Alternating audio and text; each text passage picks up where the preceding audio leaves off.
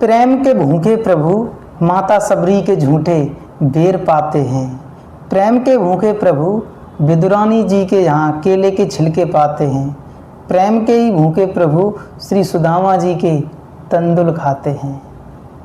वही प्रेम के भूखे प्रभु कलयुग में कर्माबाई जी के यहाँ खिचड़ी खाते हैं।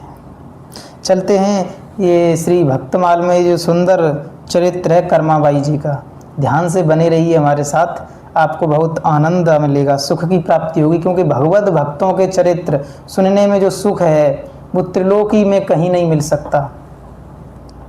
तो ध्यान से सुनिए।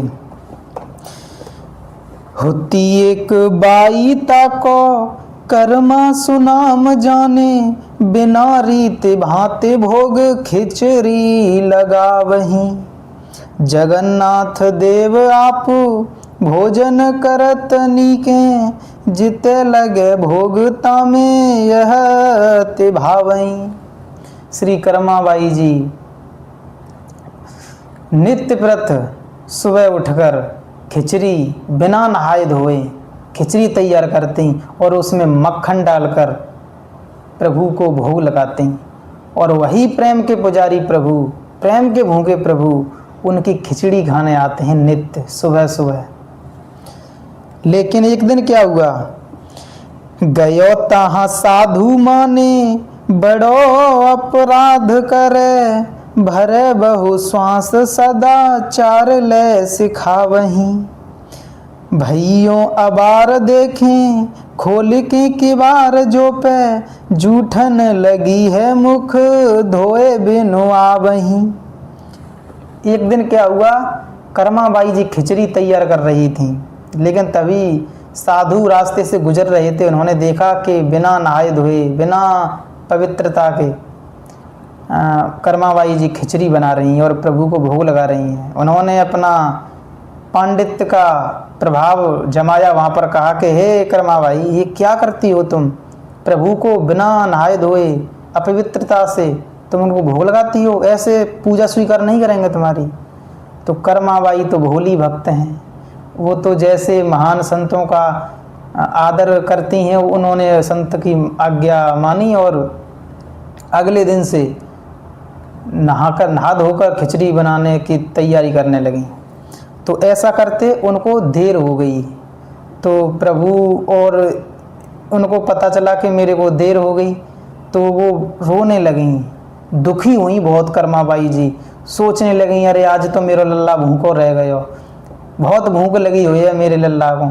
तो ऐसे मन में बहुत दुख गिलानी कर रही हैं और दुखी होकर वो प्रभु को भोग लगा रही हैं।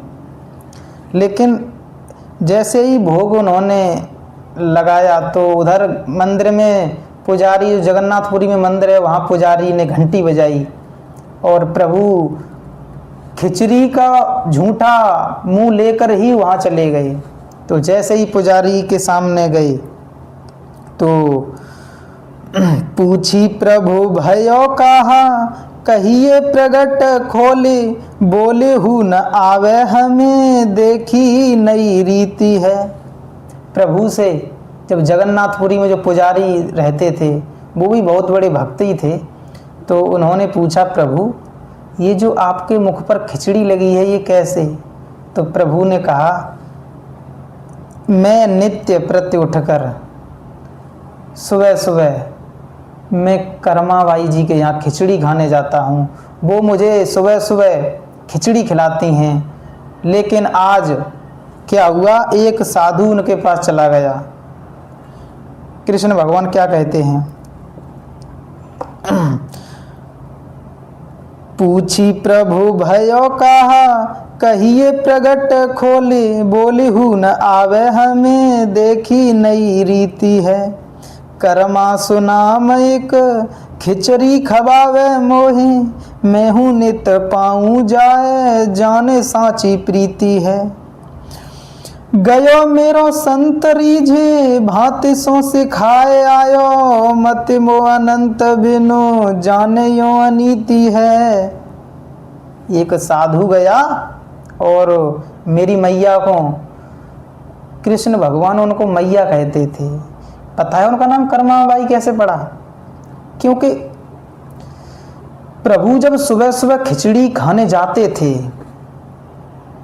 तो वात्सल्य, जो कर्माबाई जी जो थी वो वात्सल्य रूप से उनकी भक्ति किया करती थी। तो बालक रूप में जाते थे कृष्ण भगवान और जाकर बैठ जाते थे और कहते थे जल्दी कर्मा, जल्दी कर्मा, कर्मा, कर्मा। तो इस प्रकार से उनका नाम पड़ा कर्मा। तो प्रभु कह रहे हैं मैं तो अपनी मैया के जोरे रोज नित्य प्रति उठ के खिचड़ी खाए जाओ कत्तो, लेकिन एक साधु गयो और बड़ो ज्ञान बताया यो कि ऐसे न ऐसे। तो मेरी मैया ने मोको खाना बनावे में लेट हैगी मेरी मैया, तो ऐसे करके मैं भूखो रह गयो आज, और ऐसे करके मैं यहाँ पर लेट है गयो, तासो मोए मुँह धोवे को टाइम ना मिलो। तो ऐसे प्रभु बता रहे हैं पुजारी से। लेकिन प्रभु ने कहा फिर पुजारी से, कही वही साधु सो जो साधे आवो वही बात, जाए के सिखाए ही बड़ी भीते है। प्रभु ने कहा पुजारी से कि जा करके कृपा कर दो कि उस साधु से कह दो कि मेरी मैया से बोल दें कि पहली की तरह मोहे खिचड़ी खवावे। मोहे नहीं चाहिए साफ सफाई से, मोहे तो बस मेरी मैया को प्रेम ममता से वही खिचड़ी चाहिए। तो प्रभु कहते हैं पुजारी से, मेरे को जो प्रेम से भजता है, भले ही वो कैसा भी कुछ भी करे, जैसा भी वो कर्म करे, लेकिन जो प्रेम से मेरे को भजता है वह मेरे को प्राप्त करता है। ये बिल्कुल विदित है। हरि व्यापक सर्वत्र समाना, प्रेम ते प्रगट होहि मैं जाना। राम है केवल प्रेम प्यारा, जान ले सो जान निहारा। प्रभु को केवल प्रेम प्रिय है और कुछ नहीं चाहिए उनको। तो इससे ये मत समझना आप कि कर्माबाई बिना नहाए धोए खिचड़ी खिलाती थी तो भगवान उनसे उनके प्रेम बस वो उनसे प्रसन्न हो गए, तो उनकी आप नकल मत करना। क्यों? क्योंकि कर्माबाई भले ही अपवित्रता से बिना नहाए धोए वो खिचड़ी खिलाती थी, लेकिन उनके हृदय में जो भाव भक्ति विश्वास था वो हमारे हृदय में नहीं है। इसलिए हम एक मंद बुद्धि हैं, तो हमको शास्त्र आज्ञा के अनुसार ही पवित्रता से ही भोग लगाना चाहिए, क्योंकि हमारे हृदय में वो विश्वास, वो दृढ़ता, वो भोलापन, वो भाव नहीं है जो कर्माबाई जी के अंदर था।